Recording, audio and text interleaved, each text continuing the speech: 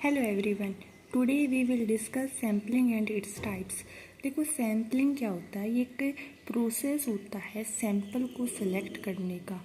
देखो, हम प्रोसेस कैसा, मतलब ये हम प्रोबेबिलिटी सैम्पलिंग का भी यूज कर सकते हैं और नॉन प्रोबेबिलिटी सैम्पलिंग के जो मेथड होते हैं वहाँ से भी हम सिलेक्ट कर सकते हैं अपने सैंपल को।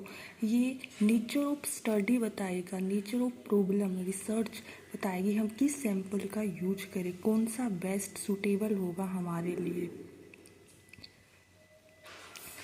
It means that it is a process of selecting few from many and apply results of few on many।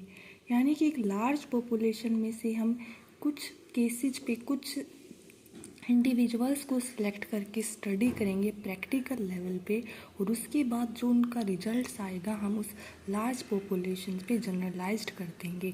ठीक है। फॉर एग्जांपल, इलेक्शन सर्वे के दौरान एक न्यूज एजेंसी 1000 वोटर से पूछती है कि आपके प्रेफरेंस कौन सी पार्टी जीतेगी, कौन सा रुझान क्या है।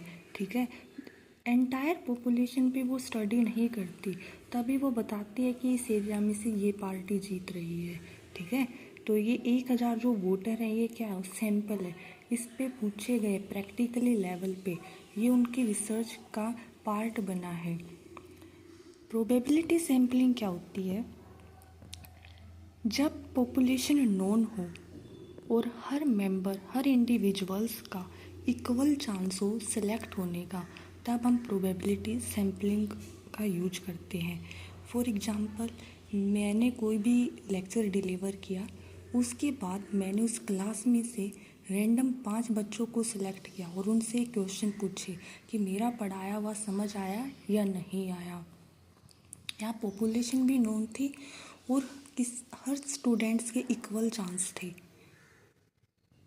नॉन प्रोबेबिलिटी सैम्पलिंग, इसमें हर इंडिविजुअल्स के चांस नहीं होते सिलेक्ट होने के, हम अपनी बेस पे सिलेक्ट करते अपनी जजमेंट के अकॉर्डिंग, कन्वीनियंस के अकॉर्डिंग।